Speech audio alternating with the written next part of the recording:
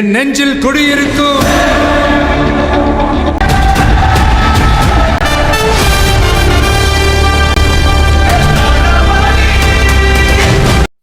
Coimbatore government ஸ்கூலில் மதியம் உணவு சாப்பிட்ட 44 குழந்தைங்க வாந்தி மயக்கம் ஹாஸ்பிட்டலில் அட்மிட் ஆகிருக்காங்க. நிஜமாவே ஸ்கூலுக்கு போகிற குழந்தைங்கள்லாம் பாதுகாப்பாக இருக்காங்களா என்றதில் ஒரு பெரிய சந்தேகம் ஏற்பட்டுள்ளது.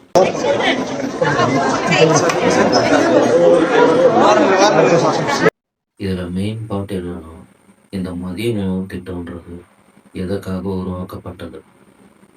ஏழை குழந்தைங்க பசிய காரணம் காட்டி படிப்பை தொடர முடியாம போயிடக்கூடாதுன்ற ஒரே காரணத்துக்காக ஒரு வேளை பசியை மட்டுமாச்சு போக்கணும் அப்படின்னு ஆரம்பிச்சதுதான் இந்த மதிய உணவு திட்டம்.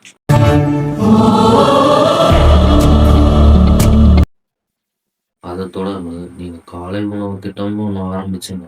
ஆனா அந்த திட்டத்தின் மூலியமா செய்யக்கூடிய உணவுகள் எவ்வளவு தரக்கேடா இருக்குன்னு புகார் அளிச்சோம். அந்த புகாரை நீங்க அலட்சியமானோ இருந்தோம் அலக்கழிச்சுட்டு வந்துட்டு இருந்திருக்கீங்க.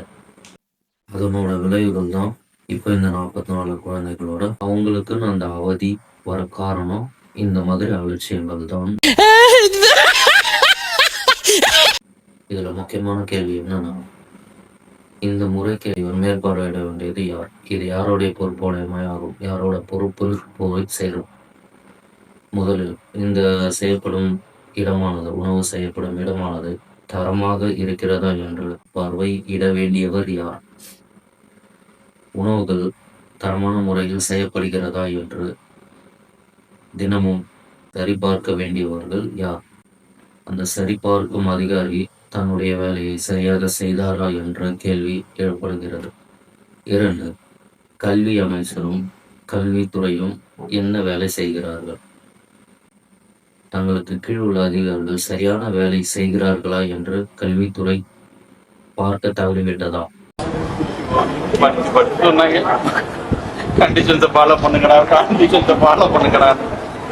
கரூர் சம்பவத்தப்ப கண்டிஷன்ஸ் ஃபாலோ பண்ணுங்கன்னு சொல்லி கேட்டவர் அவருடைய துறையில அவரோட துறைக்கான அந்த கண்டிஷன்ஸை அவர் ஃபாலோ செஞ்சாரா என்றது மிகப்பெரிய கேள்விக்குறியா இருக்கு.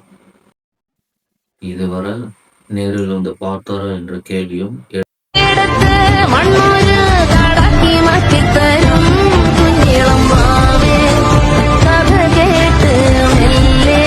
இந்த சிறு பிள்ளைகளின் ஒரு நாள் விடுமுறையான ஞாயிற்றுக்கிழமை கூட பள்ளி வைத்து உங்களுடைய ப்ரமோஷனுக்காக இந்த குழந்தைகளை வர வைத்து ஏதோ தீண்டத்தகாதவர்களுக்கு உணவு கொடுப்பது போல் உணவு கொடுக்கும் முறை எந்த விதத்தில் நியாயமானது?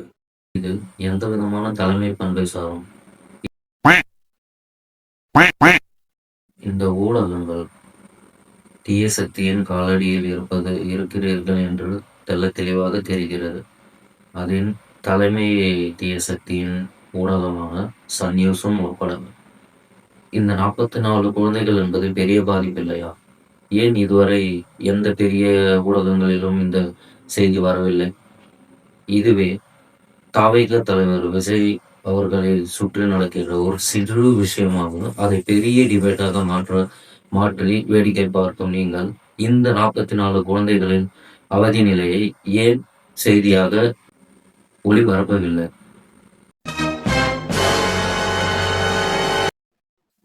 கடந்த இந்த ஒரு வருடத்தில் சென்ற வருடம் 2025 பிப்ரவரி மாதத்திலிருந்து இன்று வருடம் 2026 பிப்ரவரி மாதம் வரை இதுவரை என்ன நடவடிக்கை நீங்கள் எடுத்துள்ளீர்கள்? என்ன முன்னெச்சரிக்கை நடவடிக்கை நீங்கள் செய்துள்ளீர்கள்? இது எல்லாம் கேள்விக்குறிதான்.